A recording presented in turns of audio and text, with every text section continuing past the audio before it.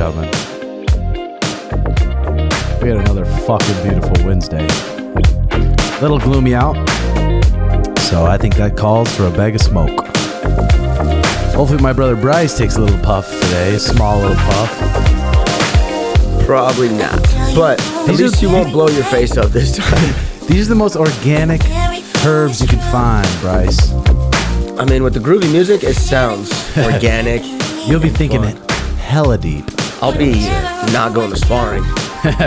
No, this gets you actually fired up, motivated. I'm serious. I believe you. All right, everyone. Let's pull that posture up. Have yourself a refreshment. Let's get fucking serious here. Take a rip. Okay. Yeah, here we go. Optimal Carnivore is our sponsor today. And Optimal Carnivore has all sorts of different supplements. I mean, the one I've been taking is the Mood, Memory, and Focus. They have the New Zealand Grass-Fed Brain, 1,500 milligrams, and Lion's Mane, 1,500 milligrams. But they have all sorts of stuff. They have grass-fed beef liver capsules. They have beef organ supplements. They have the beef liver, grass-fed organ complex, all stuff, and it's just the best ingredients you can find here. Optimal Carnivore, the link will be in the bio, and code RedHawk10 for a little discount. Give it a try and get your nutrition there dialed in, okay? Boy, do I smell pussy in the air. Wake up this morning, about 10 people showed me Dillion Danis pulled out. Ooh. I mean, that's expected from the kid. That's expected from a kid like that. I mean, that might be the end of him right there, because people aren't going to take fights against him because they know he's just a little troll. He loves all the stuff leading up to it, and even taking a fight with KSI probably upped his following big time. All KSI's fans checked him out, maybe shot him a follow. So maybe he probably had that in his head that he was going to do that, because rumor has it that he couldn't find the right training. All of a sudden, he couldn't find the right training to get going. Here we go. Dillion Danis says, pulled out of the upcoming fight. They claim Danis camp said he is underprepared, has no coach, and might be struggling with weight. Yeah, it's not surprising. It's not. It didn't surprise me one bit. I mean, for him to show up and fight someone who can actually fight a little bit, that's going to be rare. It's going to be rare to see, so it's not really news there, but that could be the end of Dillion Danis for us, ladies and gentlemen. We can make it the end of him right now. Yeah. And not speak. No, I'm just joking. But, yeah. Dude, that guy, it's crazy what he's been able to do. Like, how big he is by doing nothing, really. It's actually incredible. Like, obviously, people are like, oh, you got to become a personality, and it helps this, it helps that. Dude, this guy is in everybody's mouth all the time for being a dickhead, too. Uh-huh. So that would really suck to be hated that much by mostly everybody and not backing it up at all. Uh-huh. And you know what I mean? Of course, he was a good grappler, but that would be like me talking about college wrestling for the next 10 years and doing nothing else. And just being like, yeah, but whatever. But I'll beat your fucking ass. Even though I don't train, I don't get in fights. It's crazy. I wonder how he's making money, though. He can't. That's what I was. He's got to be broke. Yeah. He's got to be, because he can't. He's probably not making money off Instagram. He's probably not making money anywhere. So I don't know how he's making money. I don't know. It would suck. When you said about the followers, that was instantly where my brain went. I'm like, yeah, but if you just don't do anything with your followers, what the hell does it matter? It's not like he's selling merch or any of that business. But what would you end up doing on New Year's? I actually did nothing, man. Yeah, so Same. Obviously I thought I was going to fight January 6th. So this Friday, I did the whole 6 weeks. For LFA. For LFA, yep. I never even really had an opponent. So I pretty much was just in the dark the entire time, just waiting. Friday comes around, and I pretty much knew I wasn't going to do it. So we went out for like dinner for Emily Hamill's birthday.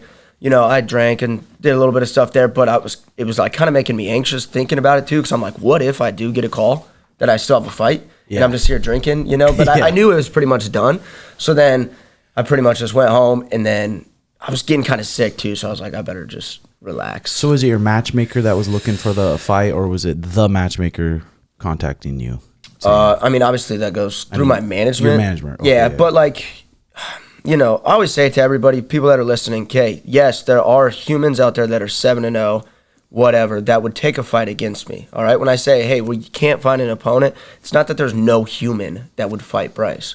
right? That's what I always say. Like, of course, there's people out there, but it's got to make sense in the career for both sides, right? Yeah. And I've only been in 3 fights. 2 of them are first round finishes. So it's like I've only fought for like 10 minutes in the cage. Yeah, and it's not like people are really like maybe pussies, but they're trying to be smart. It's like, okay, I'm a 2-0, 3-0, 4-0, 5-0 pro even, and then I Google Bryce Meredith. 3-time Division I All-American, 4-time state champion, trains in Phoenix, Arizona at the lab and here, and it just like trains with bad motherfuckers. Yeah. So it's like if you're looking to get in the UFC, you see people in the UFC sign all the time. They're 5-0, 6-0, 6-1, and all their fights are against guys that are 5-20 or 3-30, or all of them are like that. So you see that, it's like, oh, why now why in the fuck would I take a hard challenge before I'm in the UFC when they're signing guys like that? Why wouldn't I take that route? Yeah, I think they need to kind of change how it works that way and quit penalizing people that have a loss so much on their career. Like, really, like, it would be better to be 9-2, 9-3, or even 7-2, but you were fighting badasses, than being 5-0, being turds, I think. But I get it, you know what I mean? Like, it's a dangerous game, right? So you don't want to be getting in crazy wars against really high-level guys for $1,000. You don't want, that record, people love that record so much to look good. They don't like seeing a 5-2 guy. That just doesn't look good in this world. So I get it, but it just creates such a shitty place for up-and-coming fighters. There's just so many moving parts, and everybody's like, I want to fight, but not this. But there's so many buts, and I don't like all the buts. And like a lot of it too. Well, someone like you, it's going to be easier. You're from a big gym. The UFC's familiar with the gym. You have like a lot of achievements already, so it's going to be easier for you. But a lot of it too is like, okay, you get to 6-2, 2-fight win streak. UFC will see you, and it's the right place, right time. So if they're like, fuck, Sean Shelby or Mick Maynard looking for a guy, like, hey, you. Okay, yeah, let's put him in. Let's put him in here in 2 weeks. So it's right place, right time a lot of times for those guys that are 6-2, 7-2. Totally. But if you're coming off a 2-fight win streak or a 3-fight win streak and you got 7+ wins, there's a good chance you'll probably get a chance. Yeah. But then the other hard part is getting 7 to 9 fights. Yep. It takes a long time to get to 9 fights. Like I've been at it for exactly 2 years. I pretty much wrestled my last wrestling match 2 years ago to the date, a little bit over 2. And I'm only 3-0. I'm like, damn, 3 fights in 2 years. That's crazy, right? And obviously there's a little bit of that. You're trying to build more than just getting fist fights. So there's a little building there. I tore my MCL, little stuff like that. So that's, you know what I mean? It's not just the fight game's fault by any means, but still 3 fights in 2 years. I know, right? When every year you're like, I'm going to get 4.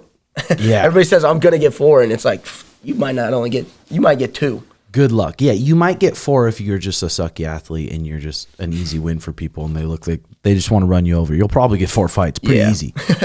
Some other crazy news that came in. MMA legend Phil Baroni, the New York badass, arrested for homicide in Mexico.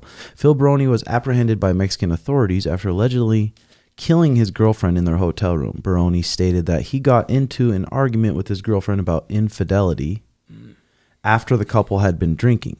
Reports state that Baroni was arrested for homicide and forensic investigation is underway to discover the official cause of the death.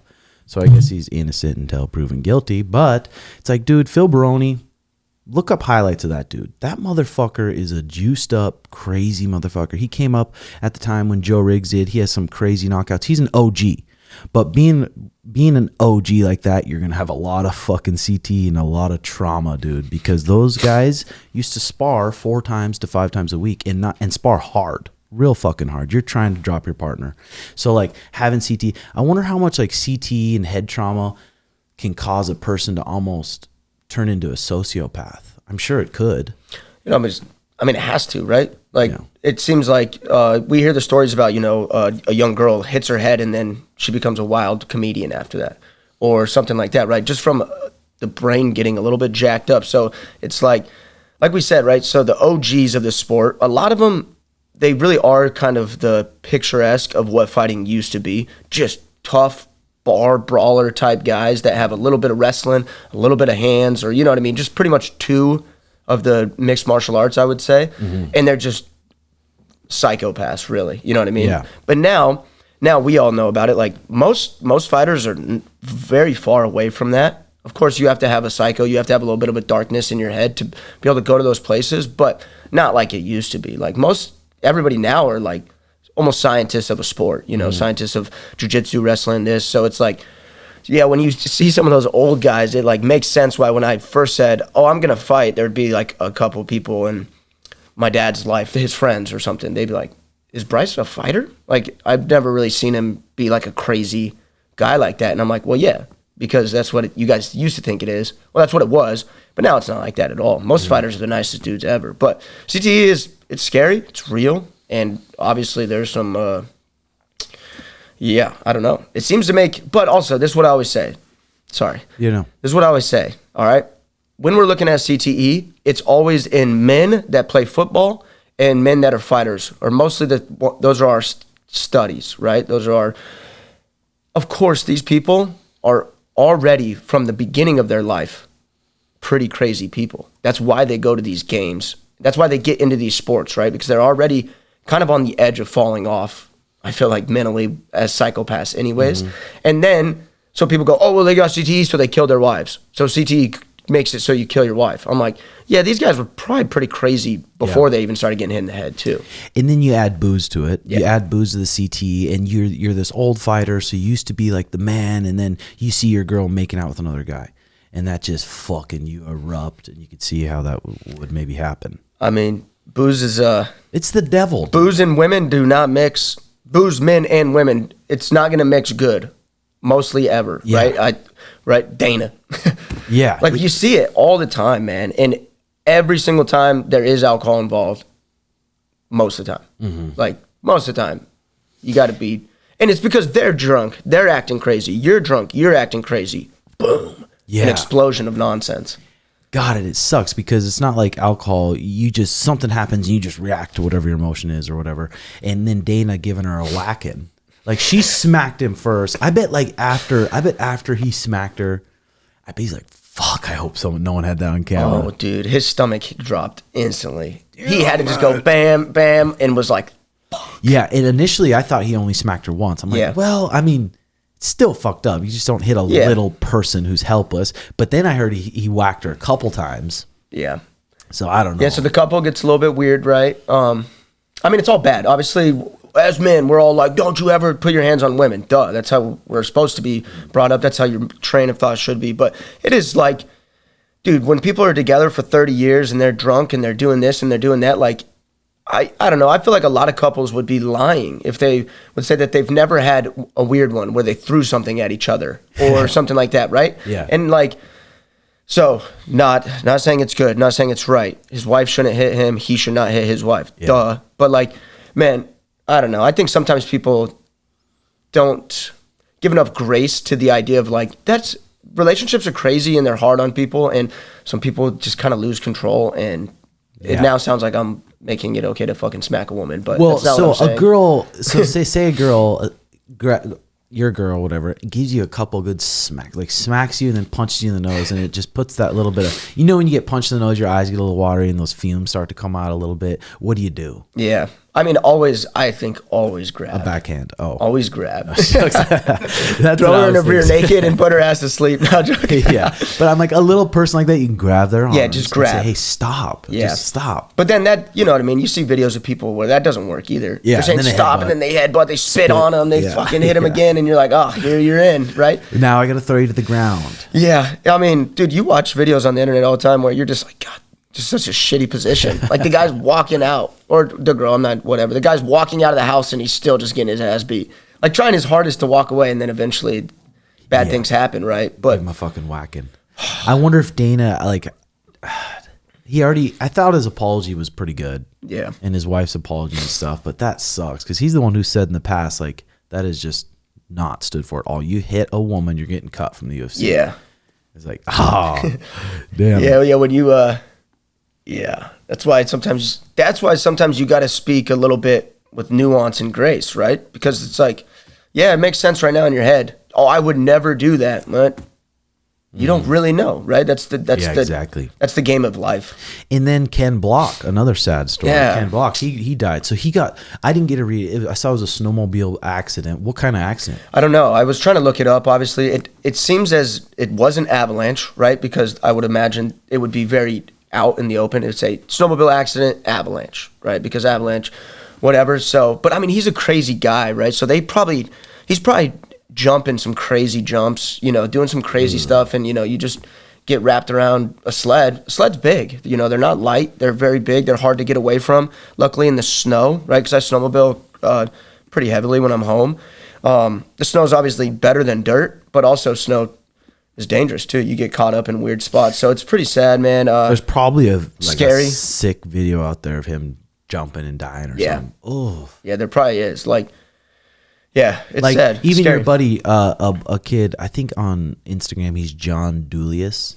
Yeah, Johnny, what's his Instagram? Johnny DeJulius. Johnny Jadulius. DeJulius. Yeah, this motherfucker's nuts, bro. Watching his Instagram, he's like a base jumper, and he's jumping off this shit, and you can just tell talking to him, he's like the nicest, coolest kid, but you can tell he's a little badass.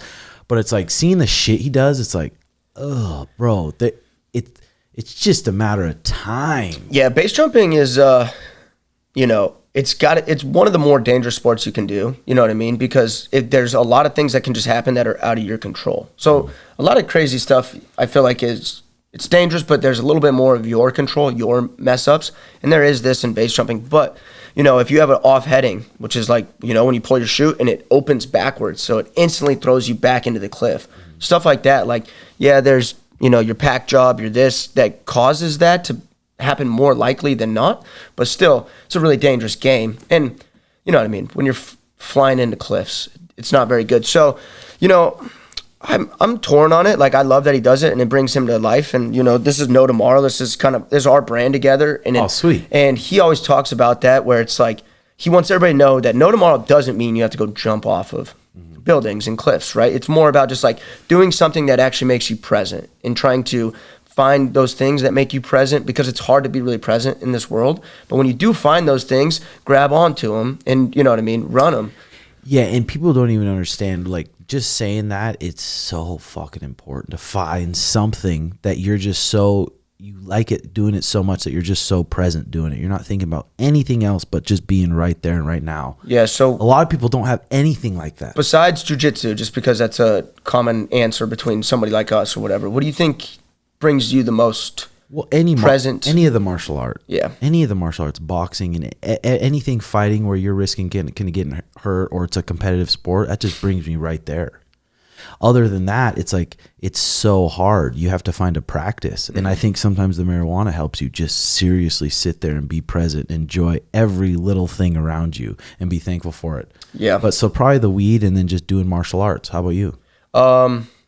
Yeah, I like being out, snowboarding, snowmobiling, those types of things. When I'm actually doing an activity in the mountains, it's it's pretty blissful for me, man. I really do enjoy it.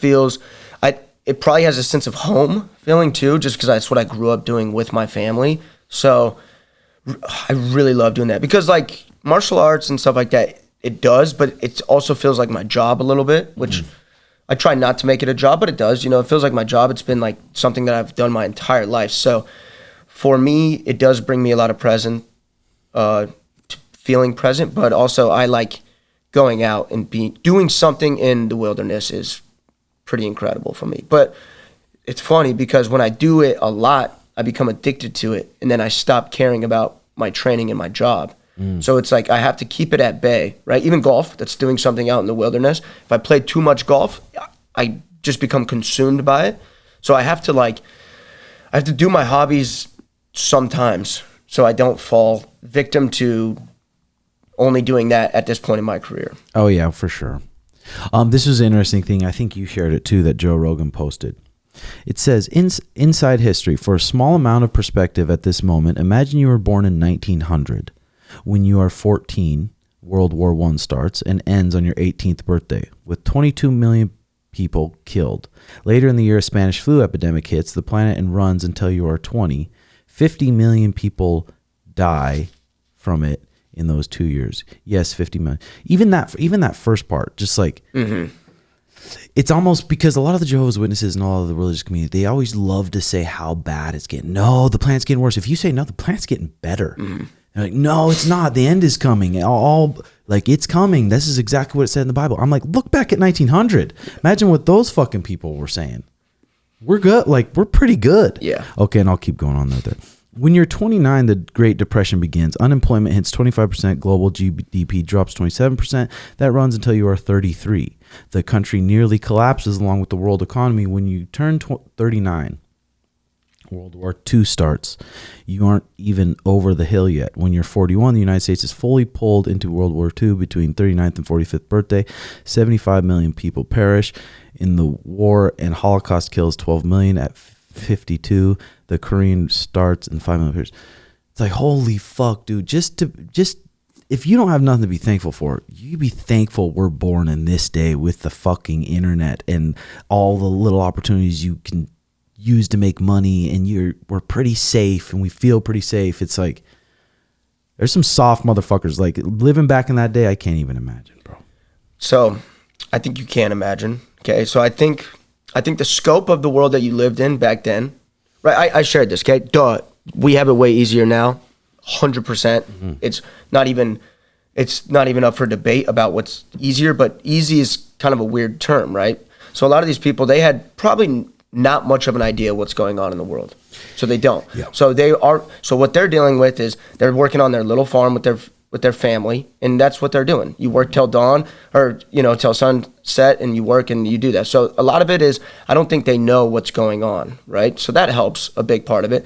The other thing is a lot of these guys that do go to war and stuff like that, I think there's something instilled in young men that when you go to war, right, especially up until about the Vietnam War, it was honorable. And I think young men love to have that action, right? They want to feel honor, so they go to war.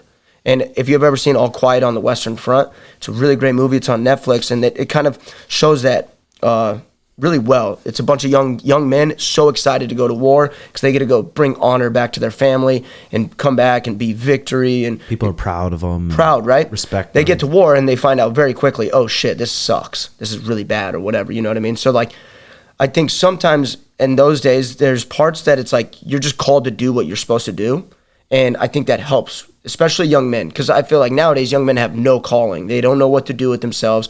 They have no desires. They don't have any, you know what I mean? Women look at them like, we don't need you anymore, because they don't need them on the physical front as much as they used to. So I think that kind of caused a lot of problems. But obviously, such a crazy time. But also in my perspective, I was talking about this, okay? I was born in 1995. 6 years later, there's the largest terrorist attack on America, 9/11, right? 9/11 happens. It sends us into a war that we were pretty much into. You can say the Iraqi war ended like in 2011-ish or whatever, but also it really went to like 2019 or whatever, whenever we pulled out of Kuwait and all that crap, and that was really bad, right? So then 2008, there's a housing crisis. So right when we're 10, 12 years old, whatever it is, 2008, the 2008 housing crisis happened, which brings us into the biggest recession since the Great Depression.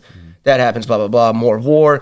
2016, we're starting to see democracy and the world kind of crumbling around us with the president elections and this and, you know what I mean, impeachments of every president that's being president, blah, blah, blah.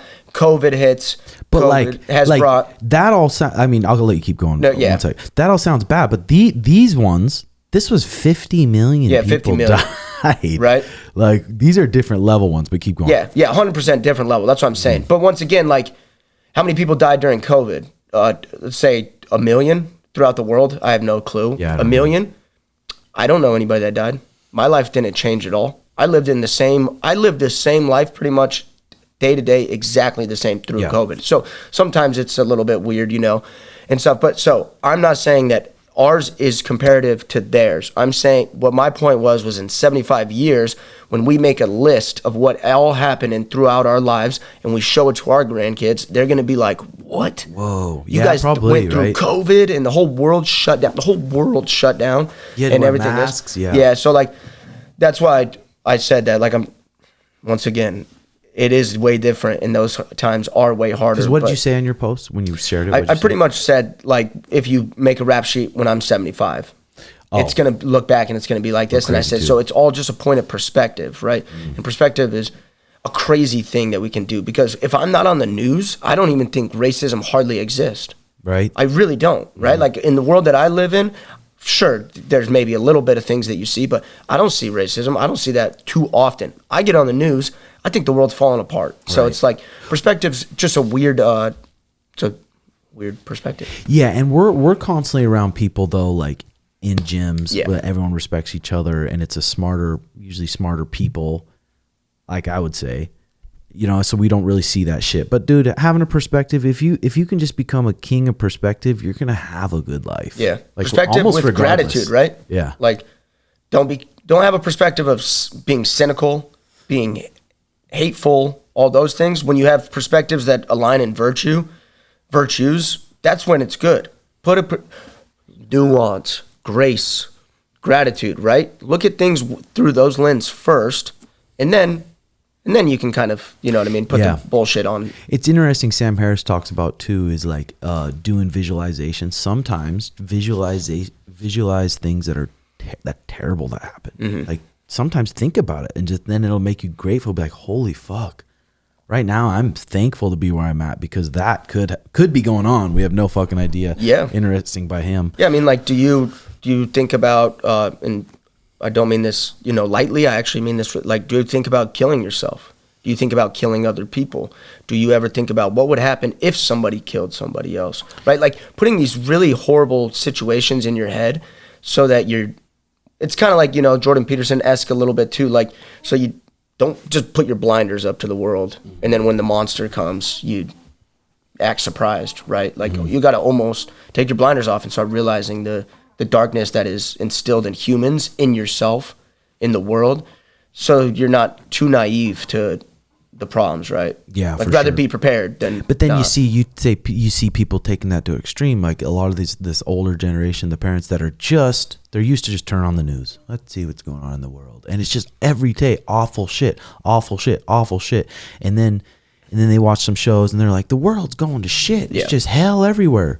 It's like there's a little bit too much of that side for sure. Yeah, when we were just talking about the news and everything, right? I almost thought I'm thinking more in your own head, right? Your own scenarios, your own this. But then you become like schizophrenic almost if you do it too much, right? So it's just like anything. Then filling your kid with fear, and then it's like, you can't go in a store. Everyone like gun people, right? I like guns. They're fine. They're cool. I think they're important for America. But like sometimes I'd be listening to gun people, and I'm like, will you just relax? Like, do you really think that they act like somebody's going to come in their door every single night of their life, and they're ready and they're prepared and they're sitting there like, motherfucker. Tried. Yeah. Like, and it's like, hey, don't put so much of that out there, right? Like, be prepared. Once again, always be prepared.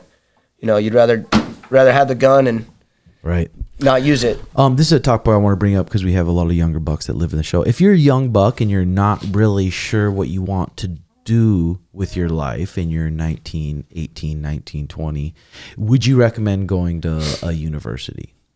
Okay, so my thoughts on university. I would say, let me give you mine real quick. I would say fuck no. They're trying to fuck you. And if you're saying they're not, they are. Because they're the only ones that are able to let an 18-year-old that just turned 18 come in here and sign a paper that says, yep, we'll give you $60,000. $60,000. You're gonna have to pay it back, and there's gonna be interest. We're not gonna really tell you about that or get you real familiar with that. But you're 18. Yep, here you go. And if that 18-year-old went to a bank and was like, "Hey, I have this idea. Here's my business plan. Here's what I plan to do. I'm gonna become an expert in this area. I need $10,000." The bank would say no. So the only people that are able to do that to the 18-year-olds and go, oh, well, if you don't know what you're doing, go do your generals, okay? Generals are fun. You can do ping pong. You can do cardio conditioning. You can do drama. That'll be good. You just got to learn the that drama. You're paying for. And you're paying $60,000 a year to do those. Yeah, you don't know what you're going to do. Those generals that are pointless, right? You're taking classes that truly are pointless. Sure, you might learn a cool little perspective. Or there's girls in there. Whatever. Thing. You're paying. Yeah. You're paying thousands of dollars for each one of those credits, and they're probably 3 credits a piece.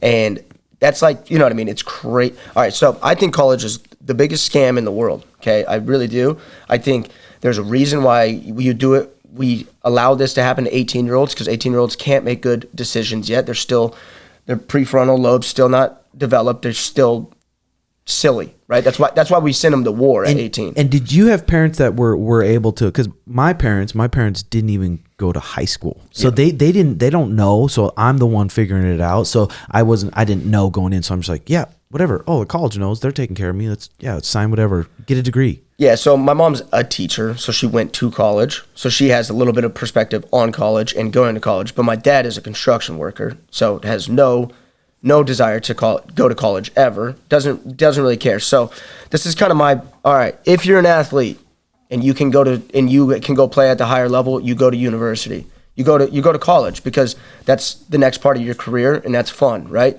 Well, not fun, it's useful. I think it's really useful. Even if you have to pay a little bit, in which you most likely will, you know what I mean? There's a reason for you to be there, and it's for you to continue on in the sport that you love and everything like that. The other person that goes to college is if you're a STEM. If you do STEM, right? Science, technology, engineering, math. Those are actually reasons to go into college. If you want to become an engineer, a doctor, a thing like that, right? You have to go to college for those things. A nurse. Yeah. If you are going for communications, even business, right? Those things, tread very lightly, okay, by going to college because you are getting scammed. They're not going to teach you anything more than you can learn on YouTube, right? Getting the paper, I know there's a point to it. I do. I'm not saying that it's pointless to have your college degree, because some jobs really do like that piece of paper. But if you do that, if you weren't smart enough, if you didn't work hard enough and be disciplined enough in high school to get scholarship through sports or through academics, you already have kind of screwed yourself. And you have to pay the consequences of now you go to a community college and build your way into it. You don't go to a state college and pay $60,000 a year because you've already just been messing around and you're going to go to school and you're going to mess around more and you're not going to do anything with it. The majority of my friends don't even use their college degrees. Everybody I went to college with, literally 90% of them don't use their degree. And most of the jobs that you're going to get with your degree, you're probably not going to like anyways. You probably will feel better being a little bit more blue collar in a trade, doing something that is more built for you than what you think you're going to want to do in college anyways. Yeah. I mean, you get that degree. Now you're going to be working some job where you're set. That's the amount of money you're making for the rest of your life. You're not going to make a bunch of money. You're not going to get it to where, okay, I don't even have to go in anymore and I'm making money. That's not the way it is. So I think you're right, bro. Yeah, it's tough, man, because I don't know. It's starting to change more. I feel like it's starting to change more. Yeah. Before when I was graduating and stuff, it was just like, we don't really know anything else. There's not really Instagram, all these things weren't even a thing yet. So my dad's just trying to do best for me. Like, go to college. This is your way you're going to be successful and not live paycheck to paycheck. Absolutely. But now it's starting to change. I think people are starting to realize that a little bit more. Yeah. I mean, I think everybody's just starting to wake up to the fact that these large institutions have tricked us and failed us across the board. You know what I mean? Even the medical world, based on whatever you believe there, colleges, you know what I mean? Like, everybody's kind of starting to see through the veil and starting to kind of pierce through it, and realizing that there's a lot of bullshit that they're selling us here. And, fucking bullshit. And they're trying to fuck us. Yeah, they are. That's all it is. It's like, holy fuck, dude. Actually, yeah. I was thinking about it, right? Isn't it? It really is crazy, and I understand why we do this, but if I do a physical assault to you, right? If I hit you or something like that, I can go to prison for 5 years, 100%, right? If I beat your ass. I've never heard of it. I mean, no. I'm just saying in general. Right? Okay. Most people in jail are in there because of violent crimes, in prison and stuff, right? But then white collar, you almost get zero prison time. So I can bend you over and do fraudulent things to 60,000 people and make all this money on it.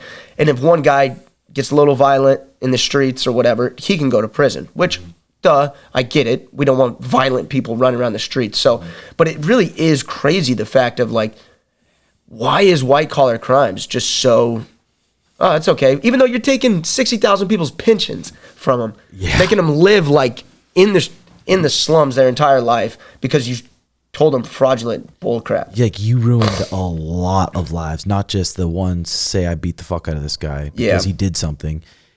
And you're ruining hundreds of thousands of people's lives, like ruining them, like fuck, ruin their kids, and like, yeah, it is crazy, dude. I guess that's why. Because like the Sam Freud guy, like I wonder what kind of prison he'll go to, or what kind of probably none shit he'll get. Yeah, probably none. Probably right? none. He's probably have so much money stored away that he's gonna buy off whatever he needs to. They just get bailed out for, and I get it because a lot of times those crimes, there's like a lot of people involved, and so it's kind of like who is actually to get blamed, because there was a lot of weird stuff when it's a white collar crime, but also it's kind of like, God dang, no wonder why. But I mean, shit, government should be thrown in jail then, because they've been tricking us.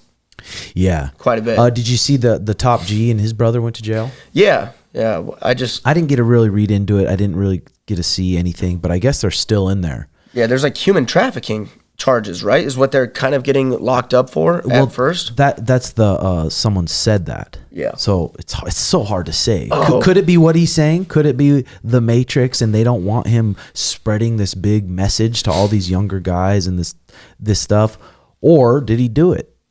Yeah, I mean, hopefully we can find out. I'm kind of getting to the point. All right. So, were you watching? Did you see that Monday Night Football guy that got tackled and his heart stopped? Yeah. What was his name? I don't really watch. Yeah, no, DeMar. I'll get it right. I think it's DeMar.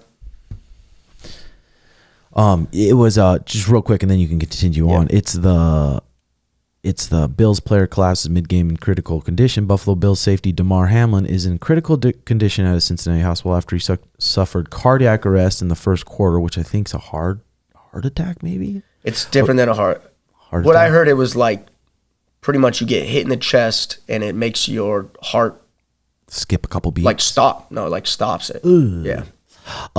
So they stopped the game, right? Yes. They stopped the game, and I guess he's still in critical condition. I mean, who knows as of today? So who wasn't for those people that weren't watching? I don't even watch much football, but I was really excited about that game. Actually, went to college with Josh Allen, went to college with Logan Wilson, who plays. Makes on it the sweet when they it's more fun, right? Yeah.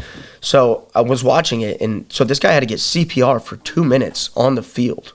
So it wasn't like get knocked out, get pulled off, give him a thumbs up or nothing. So he was literally getting CPR done to him on the field.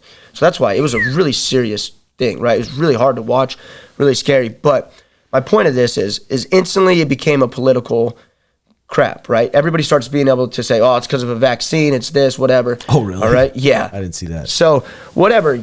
I understand that like things have to be like that, but I feel like, all right, so if somebody makes a joke too soon, right? You almost can't make jokes too soon. Like if I made a joke about DeMar, somebody would be like, what? Too soon. Too soon, okay?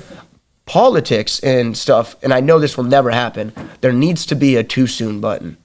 Like, and it needs to be like looked at the same way as too soon on a joke. Somebody just dies, a little too soon to make a joke the next day. Fucking Jay does that shit. Yeah. And not when they die. I mean, but and I mean, of course we can go on this like, you know what I mean, too soon for you.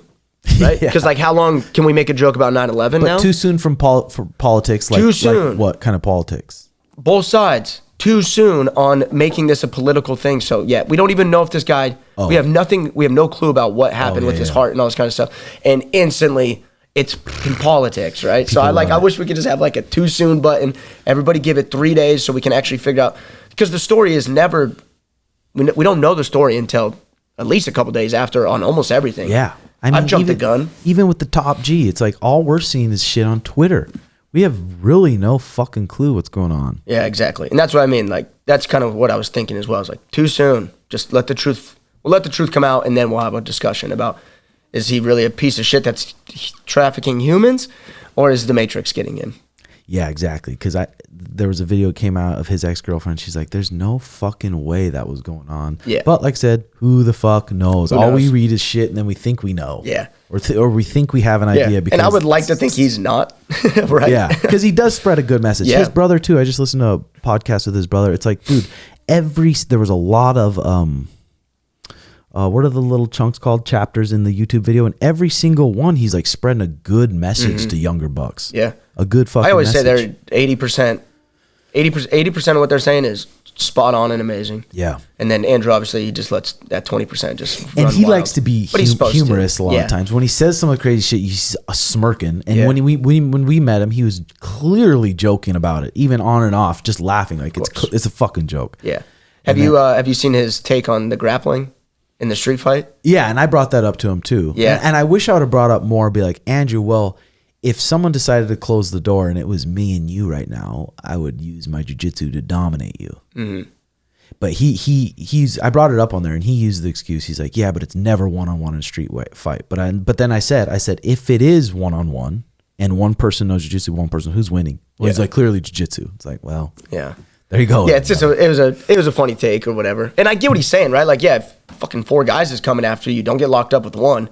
You got to hit and run. Yeah. Hit and run, duh. Like, exactly. and then a lot of jiu-jitsu guys too. It's like if you're learning jiu-jitsu at a lot of schools, especially schools that they don't train takedowns. Yeah, the takedowns. You don't know any takedown setups. You don't even know kind of a stance on your feet, a fight stance on your feet, and you don't learn takedowns. It's like, you better be careful because you'll run into someone.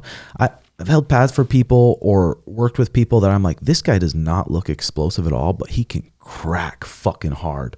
So you roll up on a guy like that, you think, oh, my jiu-jitsu is going to win, and he explodes. Or you pull guard because you have no idea what's going on. He's standing over top and he juices you twice, and your head bounces off of concrete. It's like your jiu-jitsu is no good there. Yeah, that's why wrestling seems to be a little bit of the better one in a street fight. Like when somebody's close to him and you've spent your whole life picking up and slamming people, it seems to be a little bit better. and just kind of the scrappiness a little bit that comes with wrestling. But then there's always like, oh, how long has he been wrestling? How long has he been doing jiu-jitsu? There's that shit too. But I think you're right. That's why I like always to start a lot of classes with wrestling. Some jiu-jitsu gyms, there's some black belts out there that don't know how to take someone down. Yeah, they literally don't. Their whole game's around, I sit to my butt and you engage me and I grab some collars or grab some grips. It's like, for combat, it's not the best, but for the sport, of course, it's all good. Yeah. Okay, so John Jones, I saw that Twitter stuff you pulled up. Yeah, I think people were saying it's fake though. It probably is. I looked at the article too. It was a fake Twitter page. I thought it was real too. That's the issue with that new blue check shit. We're like, yo, this is fake. Everybody fell for it. Oh, damn it. That blue check shit. So what happened? They said he got popped. Yeah, they say he got popped and he can't come back to 2024. But it was a fake page. Okay. Good. Because I want to see that motherfucker come back so bad. I don't care what he's doing. Do the fucking coke.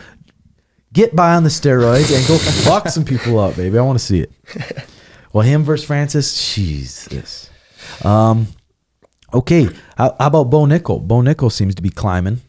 Yeah, man. Climbing good. He's getting another one too. What kind of kid is he? So, all right, so Bo and I actually grew up together. He's I was actually thinking like he's pretty much my longest lasting best friend now at this point.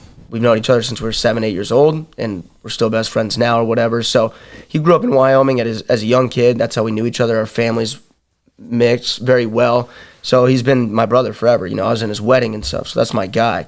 But Bo has always been a very unique human being. His entire life, from the time he was literally 9, 10 years old. I always say what I tell the people. I go, I was really focused and I cared a lot about winning, but also in between the matches or at the hotel that night, I'm running around. I'm swimming in the pool. I'm freaking being a slap dick. Okay, you're just fucking around with the boys. Yeah, fucking around with the boys. I'm still having fun and wrestling. He was focused forever. His entire life he's been that way. I wonder how old were you seeing him at tournaments? Like, he's not even coming to swim with us. He's not fucking around. I'm literally like 10 years old, man. And obviously he would swim sometimes, but a lot of times he would be focused at a completely different level than I was. And he's been like that his entire life. Loved wrestling, knew moves, knew this, cared a lot about what was going on. I remember we went to NCAA's when we were freshmen in high school or whatever, and he literally just looked at me and he goes, I'm going to win this 4 times. And I was just sitting there and I'm like, how the hell could he say he's going to be a 4-time national champ in college? I was like, it's just such a wild thing for... What age was that? We were probably 15. Damn. And he knew it. He just said, I'm going to be a 4-time national champ in college. And he ended up becoming 3 with getting second once, you know what I mean? Mm-hmm. So he literally almost did it. And he's just been that way his whole life. It just seems like he's always been the guy that just trains hard, is focused, but he just it just clicks even more differently for him than most people. And he's kind of like the epitome of he like will learn something and he will do that crazy move at the highest level. Like he's in the national finals and he's trying to throw people, or he's in the semifinals and he's like, or high level guys, he's hitting spladles and stuff, just doing stuff that nobody would do. His last fight in the Contender Series, right? Like he's a wrestler and stuff. He just instantly throws that triangle and just throws himself to his back to finish it, which was awesome. It was gangster, but it's also like, dude, are you sure you want to be on bottom right now? Just taking the risks and sending it. Yeah. How much of it too, like, helped with his mindset? Like, so he had that at a young age, 15 years old, and then he joins a squad where Cael Sanderson's the head coach. Yeah. And then Cael Sanderson gives him all the stuff that he went through mentally, emotionally for all these tournaments, all the things that helped him that just turned him into a freak too. How much did that have to do with it, I wonder? Man, I don't mean this in any disrespect to any of the other coaches around the country, because I think they are amazing and I think they're great coaches. But for some reason, it does seem like the Penn State coaching staff takes everybody up just a little bit more. I mean, they have to. Like, they're just a little bit better at what they do. It seems like people go there and they level up. They level up 3 levels, where everybody else goes to their D1 program. They level up 2 levels, and he's really good at making these guys buy in on the love of wrestling. They don't preach religion, but a lot of guys go there and they get very religious and very disciplined in the word, whether they're Mormon, LDS, like Cael Sanderson is, or if they're just Christian. And it's weird. They just create a good culture of people that want to be better men of God. And by being a better man of God, you become a higher level wrestler in a way, because your life seems to be more in check, right? When you're doing those things, rather than some colleges, you're out, getting puss and running around with girls and doing drugs and doing all this kind of stuff. So I don't know exactly what he does. I've been around it, obviously. I've talked to Bo a good amount, but it's just, I don't know. They're doing something right. And the experiences he's been through in the spots he's been in with the pressure situations, and then having the intellect to kind of let people know what that was like and how to counter those thoughts and how to be there now in those situations. That's the power of it, bro. Yep. Of him going through it. Yeah. I mean, we all know, right? The mind it's so important in these games. Like, everybody's so good. Yeah. There's guys that were in my college wrestling room that were so good and they had losing records. It's just like, yeah, and that's the thing. If when the lights turn on and there's this pressure and people are screaming, and then you gotta stay in the moment. You gotta know how to fucking stay in the moment. You start thinking about other shit, that other guy's gonna run you over. Did you ever know a guy from Penn State named Eric Bradley? Eric Bradley, I think he was a 2-time All-American. He was probably quite a bit older than you, because I think he was 2 years older than me. Oh yeah. And he went to Penn State, and I was roommates with him on the Bellator TV show, and he went to prison for 8 months for going to a frat and stealing some shit. Not a lot of shit, not like big shit, but went to the judge, and there were Penn State wrestlers at the time, and the judge was like, I'm going to make an example of you. You're going to jail for 8 months. And he had to go sit in jail for 8 fucking months. White collar crime. I'm like, oh, fuck, man, that sucks. God, that does suck. That's horrible, man. Yeah, but that's pretty sweet fucking hearing about the Bo Nickal. That's why I'm excited to see him keep going. Yeah. Because imagine if end of 2024, it's just like the quickest UFC champ out there. He just takes out everyone. Because the middleweight. And it can happen at 185 with his, right? So, at 185, the top guys are not that good at grappling. They're scary human beings, the scariest human beings, but they are not good at grappling. Yep. Not like 3 or 4 of the top 5, not that good at grappling. Yep. So just having that as an option, right, is crazy, where it's like, wow, right? Because, like, obviously, no disrespect to Bo, but he's not ready to be fighting those guys on his feet and stuff, right? Like he's not he's not Mm. ready to be there in that guy in that fight. But if he gets on top of that guy, he can submit him, right? At 135, that is not the case, right? The highest level guys is pretty good at grappling too, right? So it's like, that is a pretty crazy thing. But also, I hope they don't push him that fast. One, because, like, then what do? You just, even if you do become the champ, you're the champ in like a year. And it's like, I guess your paycheck would be so big that it doesn't really matter then. But like, also, you do kind of want to be built up a little bit. You want your time in this game to last longer than a couple years. Well, yeah, because based on just how it goes when you're at the top, there's just a lot. There's going to be guys that push you for 5 rounds. There's going to be guys that push you for 5 rounds. There's going to be guys that rock you. There's going to be guys that don't go away as easy as you think they were going to do. So getting those experiences before you take on the top guys, like, it's probably fucking good. Yeah, I mean, I hope they don't get too crazy with him and just move him up just recklessly. But also, he's the type that could do it. He is the type that can do it. I mean, I know he's not fighting the highest level guys ever, but just like when you watch how it started for him, his first 3 fights, you're kind of like, of course, you know what I mean? That's just Bo. Yeah. Like, that's just how it goes for him. Like, even Bo versus, because there's Jared Cannonier. Yeah. There's Derek Brunson. He'd probably run over Derek Brunson, I bet. Just because Derek Brunson is mostly a grappler. Paul Casa, scary as fuck. Sean Strickland. Imagine if they announced Sean Strickland versus Bo Nickal. That would be like, I'd be so pumped for that, right?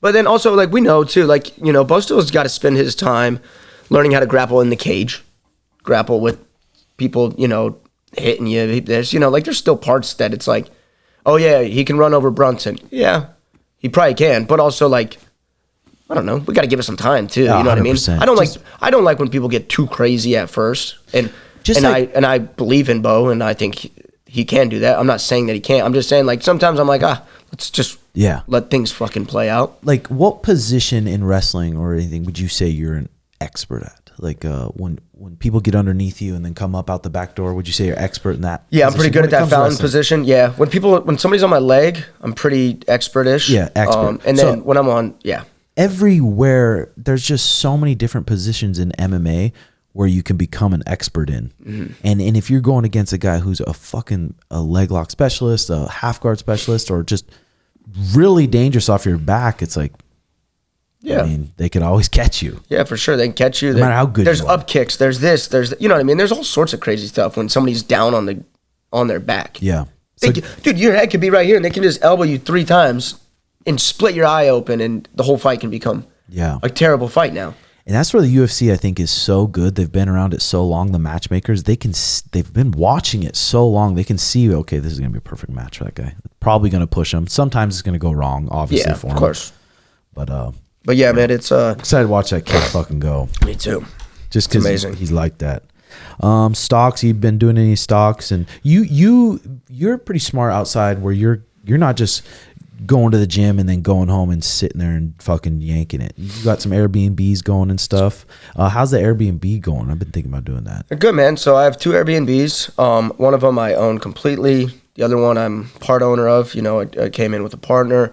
And then now I'm actually helping a girl manage hers as well. Airbnbs are great, man. They really do produce the most cash flow by far. And, you know, for rentals and stuff right now, of course, like, there's some other things that people can do, but it does create the most cash flow. But it also has, every little house is its own little business. So you can set it up, you can automate your messaging and all this kind of stuff. But at the end of the day, like, you still have to manage that house, and that house needs managed every single day. Like, even yesterday, like, you know, I get a call from the guy at the Airbnb, and he talks about Wi-Fi's going in and out. So now you got to make calls and try to fix the Wi-Fi, even though I'm not there.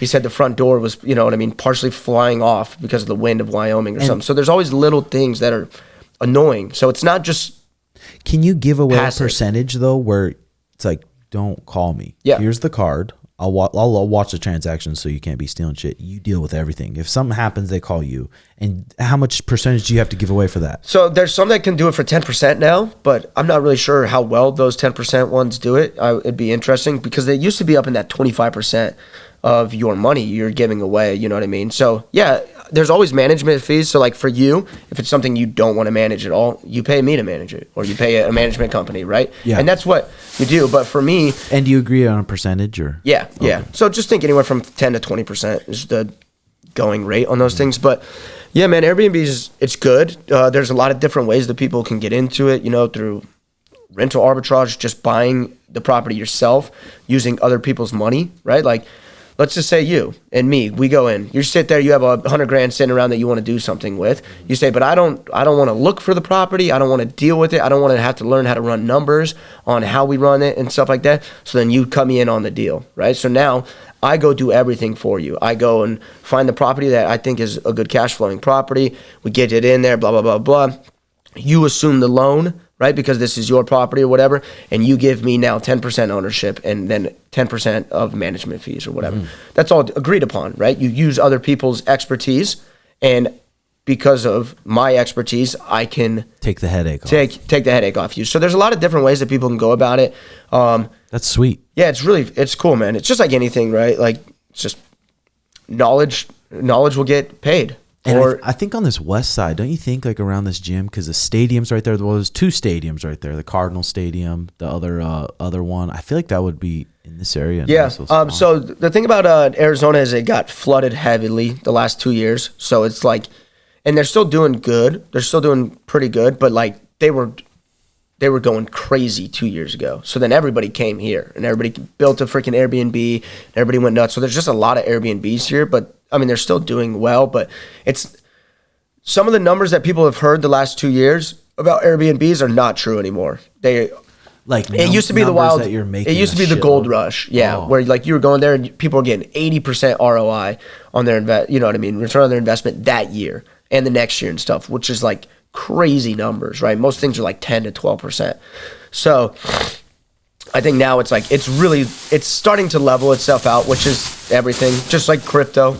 It was crazy for a couple years, and then it's going to level itself out. Well, now it's fucking non-existent, which sucks. Oh. Did you get in there and lose some money? Oh, yeah. Oh, yeah, me too. And I thought I was the man back. I'm like, I'm rich now. And I was like, I lost every fucking and then my investment portfolio, it's down 28% from what it was at an all-time high or whatever. So, and obviously that's what, you understand that with investments. Everybody thinks when it's at that amount, that's how much you have. Yeah. And it's not true. You only have that amount when you take it out. So when it's low, you haven't lost that much. When it's high, you haven't gained that much. It only matters when you actually want to play with it. But still, man, it really sucks, right? When you look at your crypto account and it's down 80% from what it was. You look at your investment portfolio, it's down 28% of what it was. My Airbnbs are not doing the same numbers quite as well as they were. Still doing good, but nothing like there was. And it's like, fuck.